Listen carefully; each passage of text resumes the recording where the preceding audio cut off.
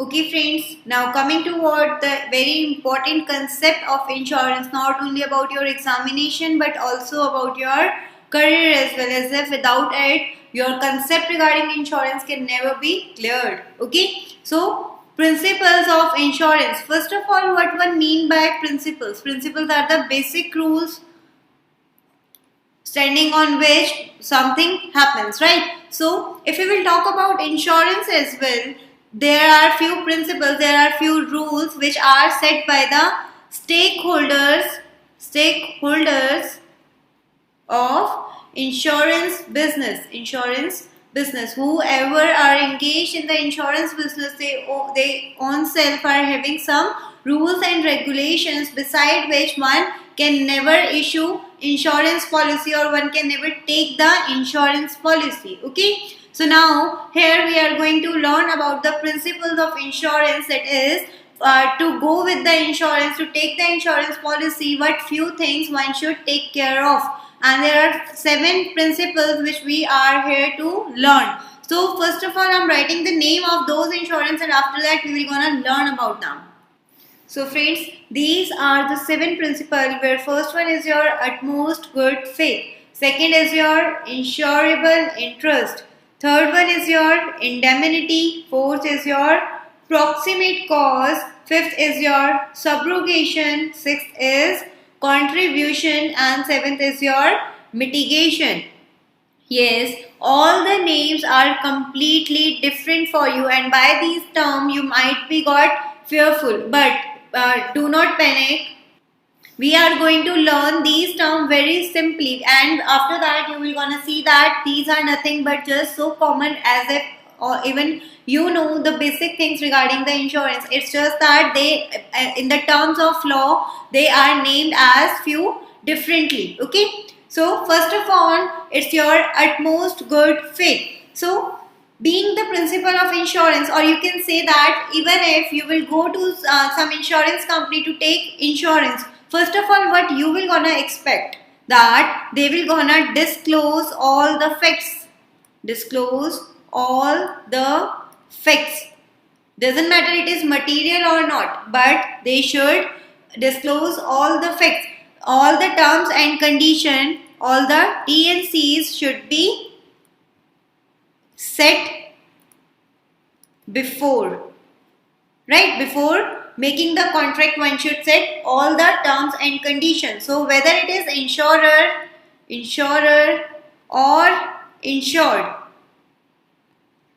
both should have good faith, both should have utmost good faith while going for the insurance policy. The insurer should provide all the terms and conditions, that in what case they will gonna pay them and in what case they will not gonna pay them, and insured should tell them before only that what exactly he is suffering from, and in case in future if the same will happen, for that he want to cause, even while these insurer also want in case you will go for some life insurance policy. So first of all they want to test you completely, that whatever the medical problems you are basically suffering from, right?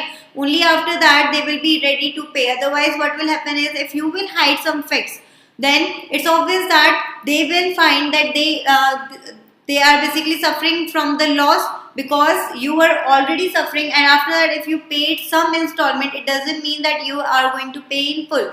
So they are basically, if we'll talk about insurance, both the parties are playing a blind game, because no one knows that what will happen in future, because future is uncertain. But being an insured, if you are aware about what will gonna happen in future, then obviously it's not uncertain, and if it's not uncertain, that it cannot be insured. That is why both the parties should disclose all the facts. Okay, now coming towards the next principle, which is your insurable interest.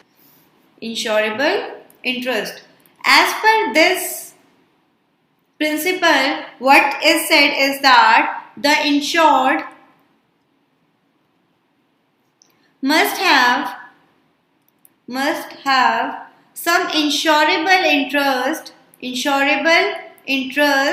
in the subject matter matter. What one mean by subject matter? Subject matter means whatever they are going to get insured. So for that they should be belongs to. Okay, subject matter of interest. Let's take an example. Take a little bit example where it is said that a trustee holding property on behalf of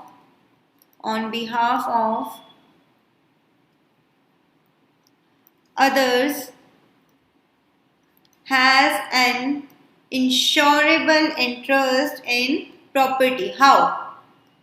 See, being a trustee, okay, it's obvious that he had made payment to hold that.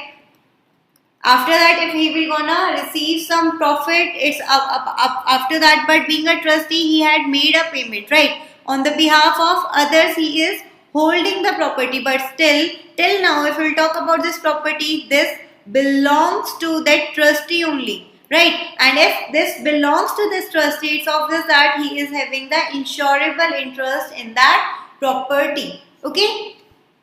Coming toward the next principle, which is your indemnity, and by indemnity we mean compensate, which mean, as if we already discussed that insurer compensate to the insured for what? For the losses, right? So here if we will talk about indemnity, as per the law of indemnity, as per the requirement of indemnity, it is said that the insurer should undertake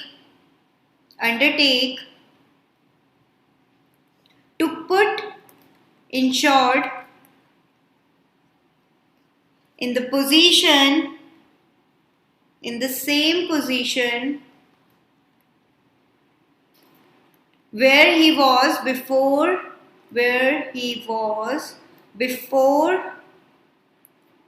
losses.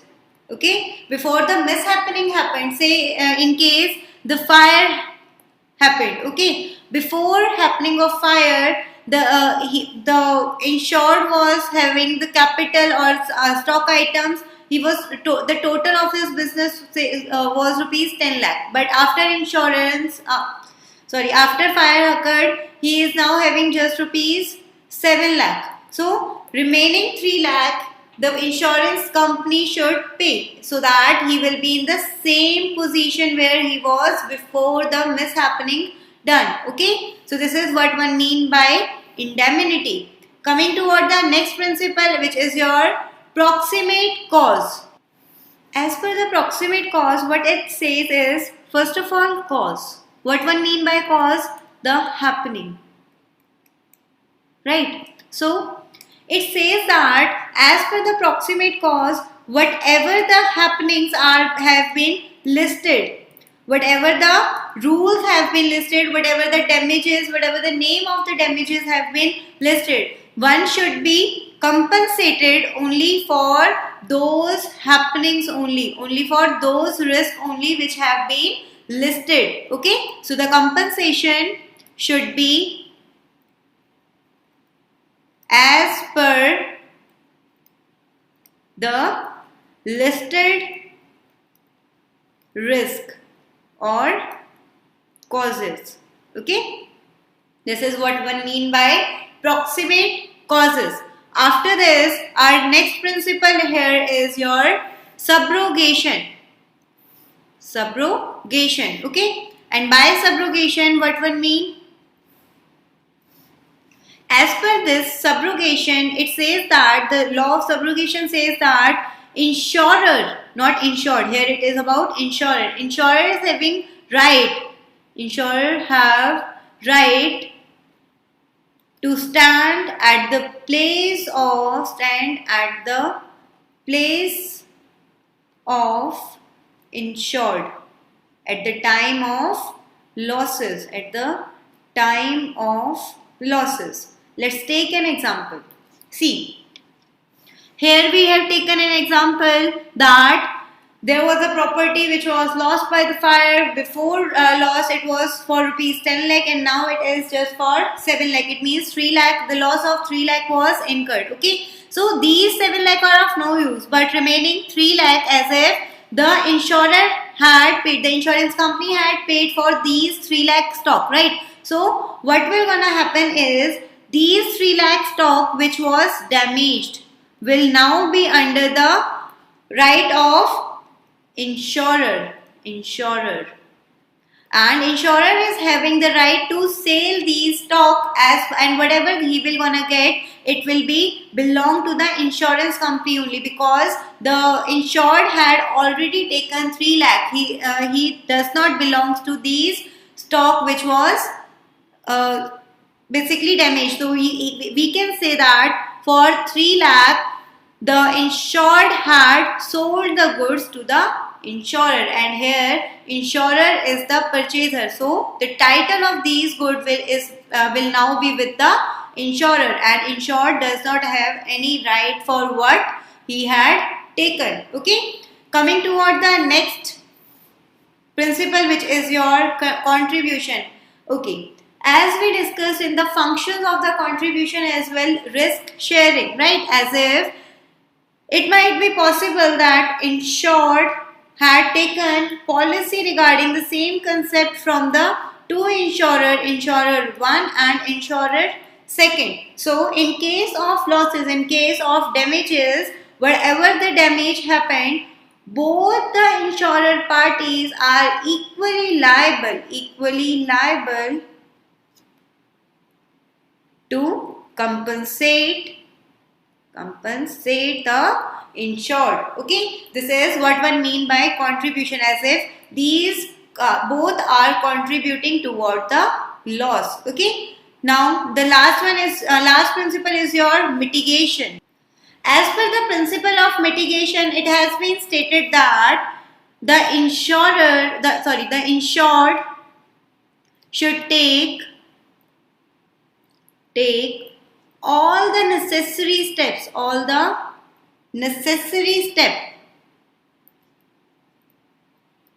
to minimize the risk.